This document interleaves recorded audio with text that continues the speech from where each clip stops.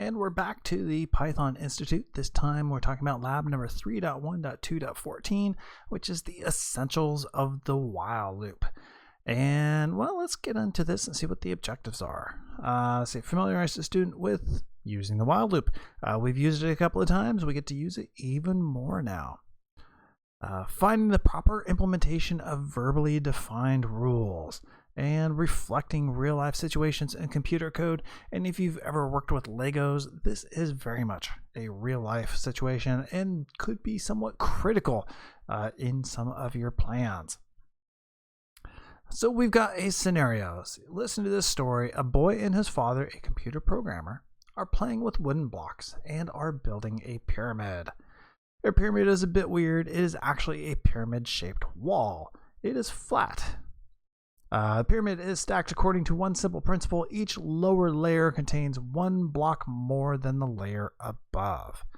The figure illustrates the rule used by the builders, and you can see pretty obviously there. Layer 1, layer 2, layer 3. So if there are 6 blocks, that's what it would look like. Your task is to write a program which reads the number of blocks the builders have and outputs the height of the pyramid that can be built using these blocks. Note the height is measured by the number of fully completed layers. If the builders don't have sufficient number of blocks and cannot complete the next layer, they finish their work immediately. Test the code using the data provided, and they have some sample data for us. So a couple of things here. Let's see. First off, fully completed layers. What that means might be kind of obvious to you or may not. But here we see an example of 6 blocks creating 3 layers. And you can see there 1, 2, 3, 4, 5, and 6. However, what happens if I actually had 7 blocks? Well, what would happen is it would actually give what we're seeing there, because the 7th block would actually go there, and that would be a non-completed layer. It would be an incomplete layer, and the whole thing would fall over. Therefore, we can't put the 7th block there. We can only build the 3 layers, and then we would actually have just 1 left over when we're done. Not a problem. But if you're actually building the Legos, well, it's very much of a problem, because otherwise you're going to start on this bottom layer. You're going to put 4 there, and then 3 there, and then 1 there, or no, 2 there, and then this layer is going to be gone, and you're going to be like, how do I work this? And suddenly you're stealing Legos from different places, and it's horrible. Yeah. Okay, so that was the first thing to talk about. The second thing is, this is, depending on how you look at it, this is a fairly complex problem, but if you look at it enough, it can start to become simpler. What I mean by that is, well, let's say I had 6 blocks. And so I look at this right here and I think, oh, well, 6 blocks, that's a piece of cake. You divide 6 by 2, so 6 over 2 equals 3. That means that my bottom layer can be 3 blocks, and it kind of matches that. Well, then that means I have 3 blocks, so can I divide 3 by 2? Well, that comes out to 1.5. So how do I get 1.5 into these guys right here, 1 and 2? And, well, maybe you think, well, I round up. So you round up to 2, and that gives you the 2, and then there's just the 1 remainder. That's possible. That's one way to think of it. However, what happens if instead of 6 we start saying 7? Well, 7 divided by 2 is 3.5. So do I round up and do 4 blocks? 1, 2, 3, 4. And then that gives me, what, 3 remainder? So again, 3 divided by 2, 1.5. So then that would be 1 and 2. So I went from 4 blocks there to 2 blocks. That doesn't quite seem to work. So basically, what I'm saying is I started this off and I started a bottom-up approach, which is kind of the way you would actually build it if you were physically building these with Legos or blocks or whatever they have. When trying to figure this out from a computer standpoint, however, it might be easier if we start this from a top-down approach. So if we start here on step number 1, and well, let's actually see. We've got layer number 1 right here. And then how many blocks does that take? Well, it takes 1 block. Okay. We then go on to layer number 2. How many blocks does that take? 2 blocks. Okay, layer number 3. How many blocks does that take? 3 blocks. And then it keeps going. Layer number 4, layer number 5, layer number 6. 6 takes 6 blocks. Layer 100 takes 100 blocks. It is a very nice progression. So basically what we can do is we could start saying, hey, I have 6 blocks. Do I currently have more than 1 block? Yes. That means I can create layer 1. So I'll go ahead and I'll put layer 1 down. I will subtract 1 from that, which will give me 5 blocks. Okay, I now want to do layer number 2. I have 5 blocks. I need 2 blocks because it's layer number 2. Do I have more than 2 blocks? Yes. So I'll go ahead and put those down, and then I will subtract 2, which then leaves me with 3 blocks. I look at layer number 3 and I say, do I have 3 or more blocks? Yes. So that means I put down layer number 3, and then 3 minus 3 is 0.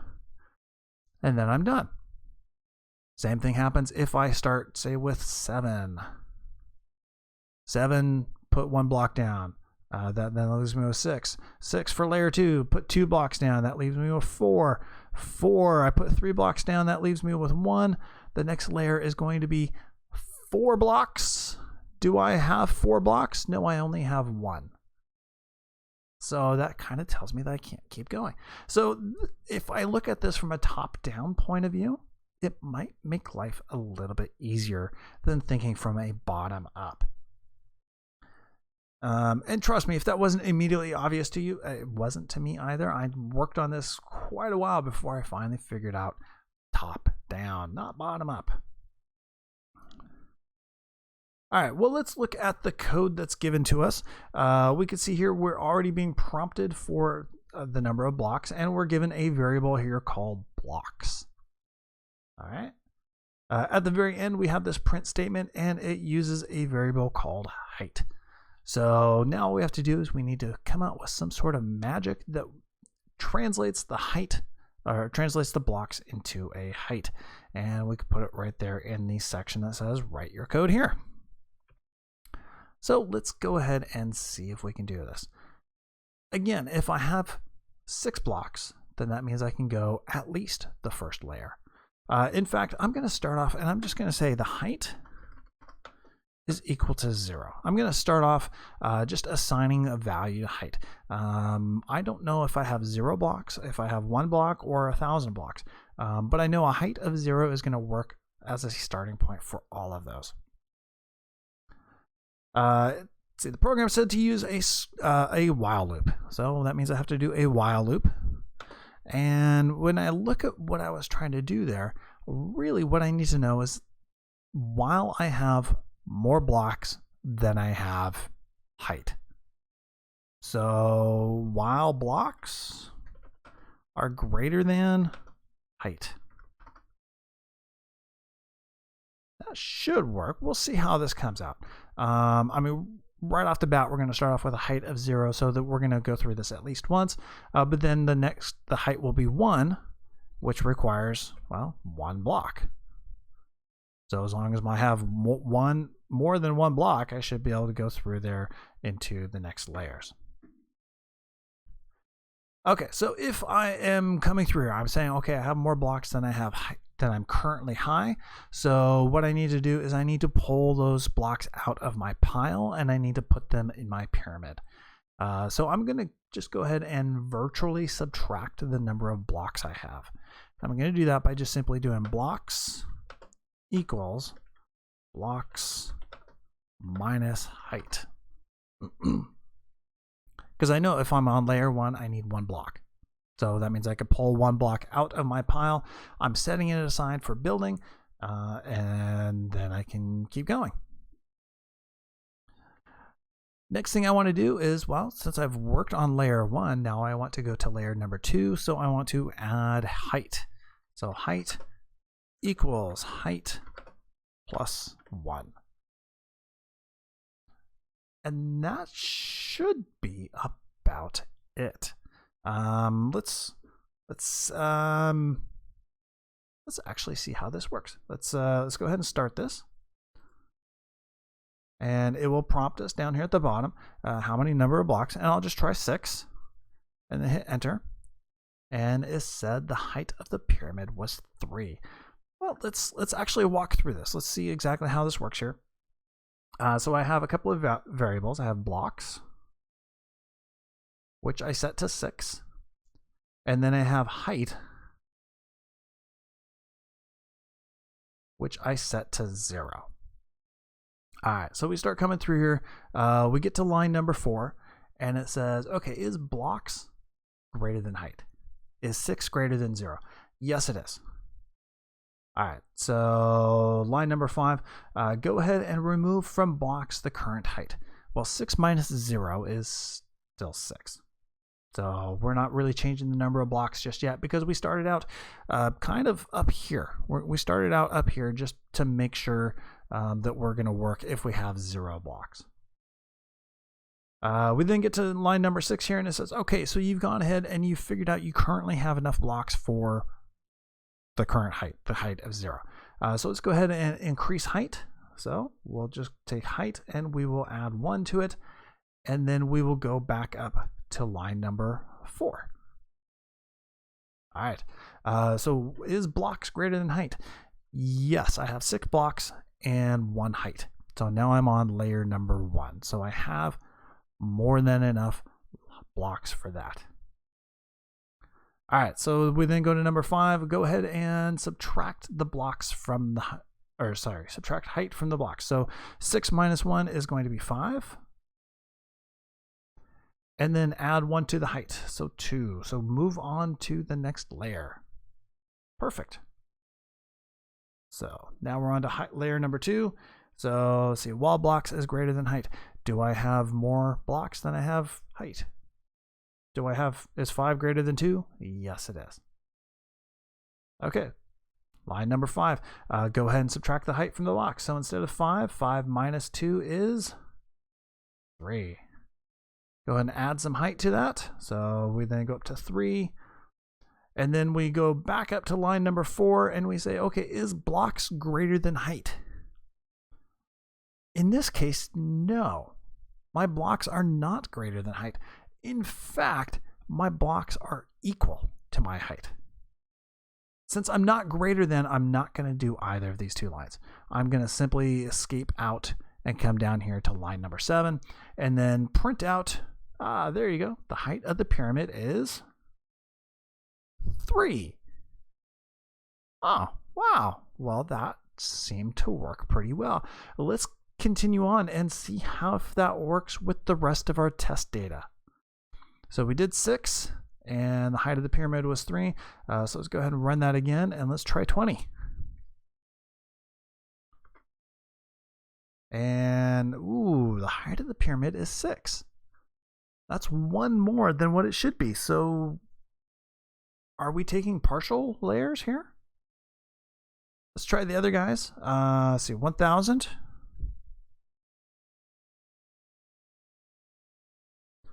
And it tells me the height is 45. It should be 44. Let's try 2. You know what? 2 is a really easy input because we can visualize right up here. If we have 2 blocks, we know we can only fully create this 1 log.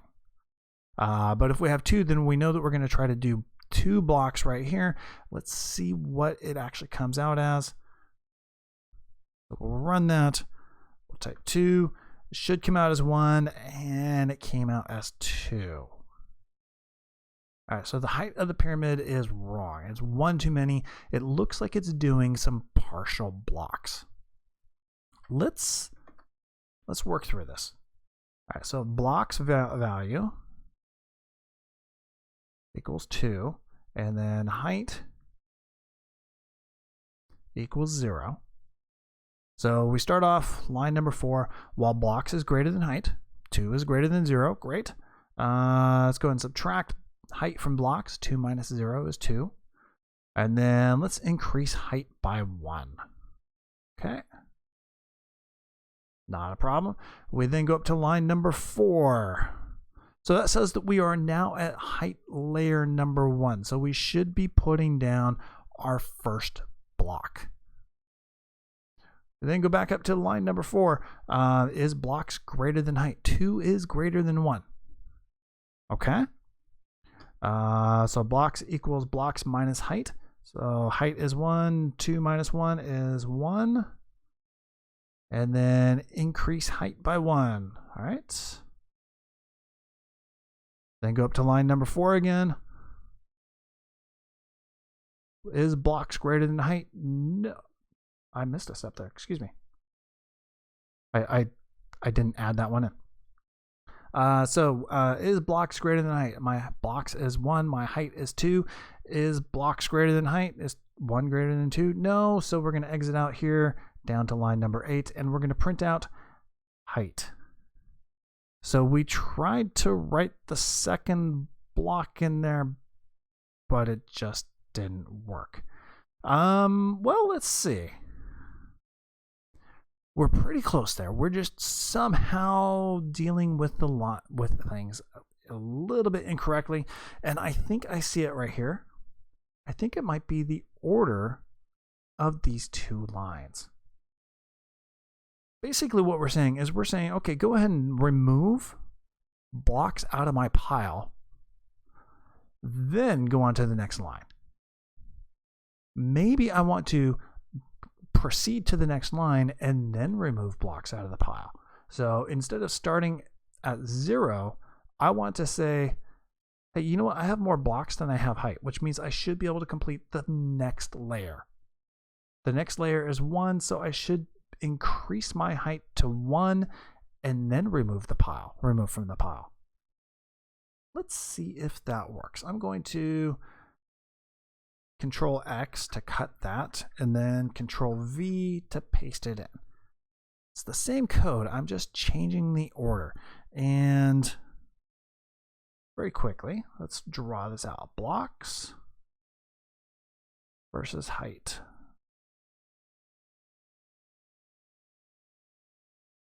So again, if we start off with 2 for our blocks, we'll start off with height as 0 right there on line number 3. And we say, hey, is blocks greater than height? 2 is greater than 0. Yes. Line number 5. Okay, increase height by 1. Great. So we started at line 0. We had more than enough blocks for layer 0. So let's go ahead and move to the next layer, which is layer 1. And then let's go ahead and remove that height layer from our block. So 2 minus 1 is now 1. We then come back up to line number 4. Is blocks greater than height? No, it is equal to height. Which means we're going to exit out of this while loop and we're just going to print out the message here. All right, I think that might be it. Just to be sure, I'm going to try that with 3. So 3 and 0. Reason for 3. If we have 3 blocks, then that means we should be able to do 2 full layers. We just did a partial layer. Now I want to see full layers, make sure it actually works out. While blocks is greater than height, yes, 3 is greater than 0. Go ahead and increase height. And then subtract the blocks. So that means blocks is now 2. Go back up to line number 4. Is 2 greater than 1? Yes. Let's go ahead and add to the height. And then we want to subtract 2 from 2, which makes 0. Go back up one last time. And is 0 greater than 2? No. So then we print this out. So it took us a little bit of troubleshooting, but I think we have it now. Let's run through our sample data one more time. Start off with 6. That gives us a total height of 3. Right.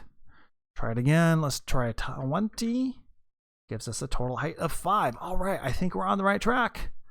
Try it again with 1,000.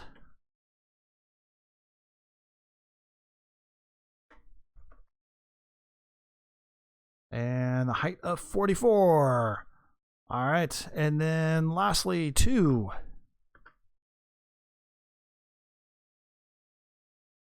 And it says the height of the pyramid is 1.